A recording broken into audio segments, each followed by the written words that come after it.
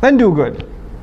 So what is the concern? If you really want to do work, you want to be a volunteer, you want to help in a cause, you want to volunteer for a da'wah program, an educational program, a Sunday school, an Islamic school, a media group, whatever it may be, whatever effort it may be.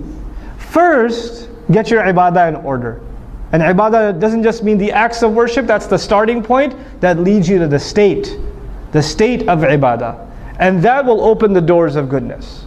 Because that, you know what that means? Then your pride and my pride is gone. My concern for my image is gone. All I care about is now making my master happy. That's it. That's all my mind. I got nothing else in front of me. And when people say something to me that bothers me, I just leave it up to Allah. Ufawwidu amri ila Allah. I leave my matter to Allah. I'm okay. I just got to do work. Things don't get under my skin. It doesn't bother me somebody said something, I can't believe they said that to me, I'm never doing this again. Forget it, I used to volunteer and the people didn't appreciate me. Or that guy said this to me or that to me. You're a slave, people say things to whatever they want. You only have to answer to your master, that's it. If you want to complain, complain to your master. That's it. You got no complaints with people left. You're fine. That's waf'alul khair. And then subhanahu wa ta'ala he says, لَعَلَّكُمْ تُفْلِحُونَ, so you can attain true success. What's beautiful about this ayah is what I started this discussion with. I said Islam is concerned with more than yourself. Remember that? Islam by definition is concerned with more than yourself. If you say irka'u wasjudu wa'budu rabbakum, that's yourself. Make ruku', make sujood, be in a state of ibadah. But when he says waf'alul khair, do good, good helps who? Others.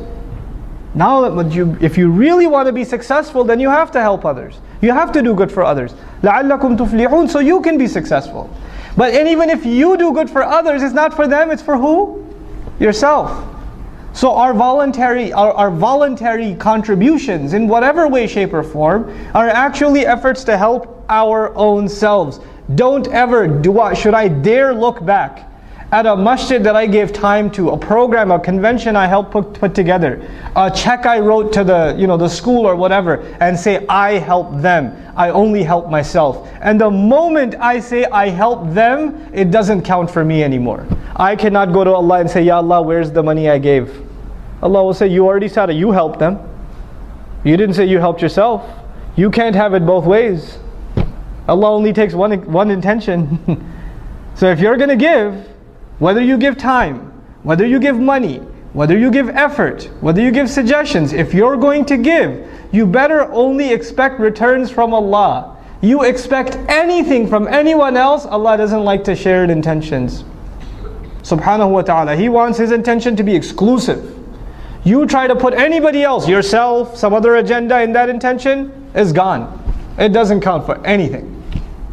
So you know how sometimes in Islamic organizations, especially because so many of our organizations are donation dependent.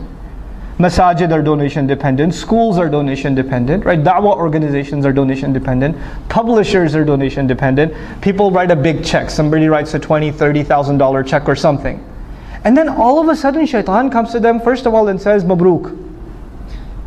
And then he says, hey, by the way, why don't you give them a suggestion about the color of the carpet?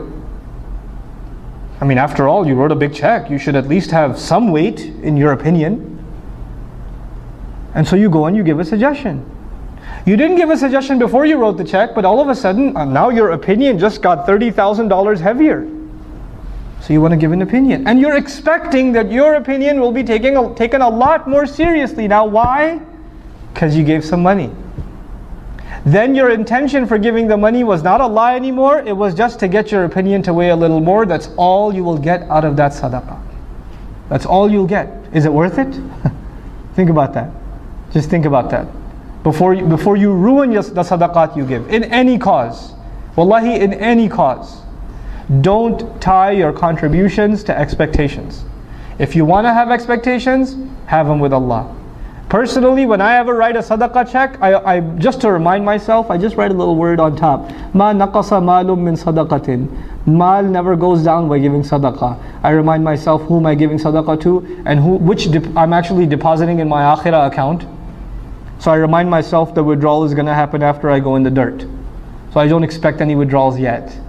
You try to withdraw now, you won't get anything there. I want to make sure you get that. I get that across to all of you, inshallah ta'ala.